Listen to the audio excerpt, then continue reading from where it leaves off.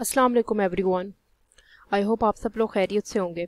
तो इस वीडियो के अंदर हम लोग डिस्कस करेंगे येलो वॉलपेपर की जो स्टोरी है जिसको लिखा है चार्लोट पर्किन गिलमैन ने, और इसकी थीम्स और सिंबलिज्म क्या है हम इसको डिस्कस करेंगे। पिछली वीडियो के अंदर हम लोग ने डिस्कस किया था समरी और एनालिसिस इस शॉर्ट स्टोरी का। सो इस वीडियो के अंदर हम लोग थीम्स और सिंबलिज्म को, जो अंडरलाइन थीम्स और सिंबलिज्म है, उनको डिस्कस करेंगे। So let's begin. सबसे पहले हम डिस्कस करेंगे कि थीम्स क्या हैं स्टोरी जो है उसकी येलो वॉलपेपर की। उसके अंदर सबसे पहली थीम जो है वो है मिसकम्युनिकेशन की या इम्पोर्टेंस ऑफ सेल्फ एक्सप्रेशन की, क्योंकि जो नरेटर हैं अननेम नरेटर उनको कोई सुन नहीं पाता, ठीक है, और उनके जो हस्बैंड हैं वो उनको सिर्फ यही कहते हैं कि तुम्हारी तबीयत जो है वो ख़राब है तो इसलिए हम लोग समर में वेकेशन में कहीं जाएंगे, रेस्ट हाउस में रुकेंगे ताकि तुम रेस्ट कर सको, ताकि तुम प्रॉपरली क्योर हो जाओ। लेकिन कम्युनिकेट नहीं करते वो उनसे, उनकी फीलिंग्स की कोई वैल्यू नहीं होती, उनको इनके इमोशंस को वो समझ नहीं पाते, ठीक है, जिसकी वजह से वो जो है ज़्यादा बीमार रहने लगती हैं, ठीक है। और इधर इम्पोर्टेंस भी बताई गई है कि जब आप बहुत ज़्यादा एक्सप्रेस ना कर पाओ, सेल्फ एक्सप्रेशंस ना हो आपके, आपको कोई सुनता ना हो, ठीक है, आपको गलत समझता हो हर वक्त, ठीक है, तो इसकी कितनी ज़्यादा सिग्निफिकेंस है एक इंसान की ज़िंदगी में, और अगर वो ना हो तो इंसान मरीज़ बन जाता है, ठीक है।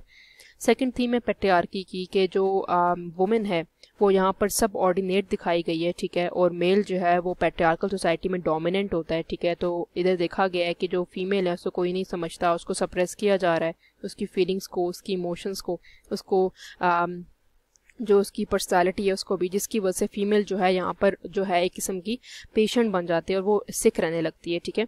तीसरी जो थीम है वो सबऑर्डिनेशन है वुमेन की इन मैरिज। मैरिज के अंदर भी यहाँ पर बताया गया है कि वुमेन जो है तब भी सबऑर्डिनेट रहती है जब वो एक वुमेन का, वाइफ का रोल प्ले करती है, ठीक है, और जब वो माँ का एक रोल किरदार प्ले करती है, क्योंकि यहाँ पर फीमेल जो है इसके अंदर अननेम जो नरेटर हैं वो एक मदर भी हैं और वाइफ भी हैं, ठीक है। तो वुमेन जो है वो इतना सप्रेस कर दिया जाता है उसको कि उनकी फीलिंग्स को, उनके इमोशंस को कोई नहीं सुनता, जो कि मेल जो मेंबर है उसको सुनना चाहिए, ठीक है, जिसकी वजह से फीमेल जो है वो उसका नर्वस ब्रेक डाउन हो जाता है या नर्वस या साइकोलॉजिकल उनको इश्यूज रहने लगते हैं, ठीक है।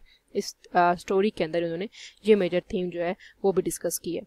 इसके सिंबल्स के अंदर अगर हम लोग डिस्कस करें तो पहला सिंबल येलो वॉलपेपर है, जो कि बता रहा है, एक सिम्बलाइज कर रहा है जो अननेम नरेटर है उसकी इंटरनल कंडीशन को, उसके साइकोलॉजिकल कंडीशन को, कि वो उस येलो वॉलपेपर के अंदर अपना आप ही देख रही हैं कि एक औरत है जो नीचे बैठी हुई है, अपना हेड उसका बिल्कुल नीचे है और वो ऐसे लग रहा है जैसे वो क्रीपिंग कर रही है, मतलब रेंग रही है और एक केज में बंद है, ठीक है। तो वो अपना आप ही उस येलो वॉलपेपर के अंदर सिम्बलाइज कर रहा है ये, ठीक है।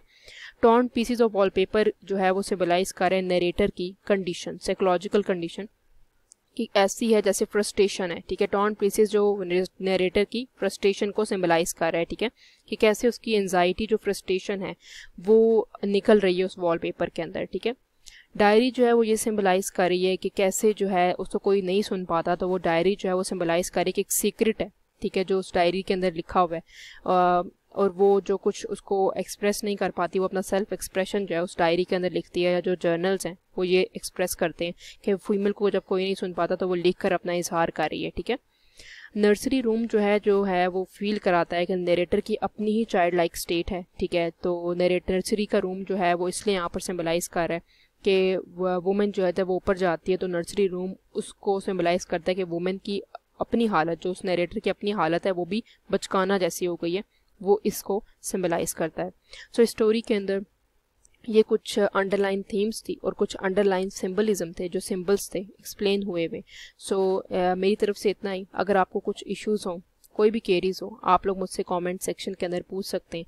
So that's all from my side. If you have any queries you can ask me in the comment section. Please like, subscribe and share my channel. Thank you so much for watching.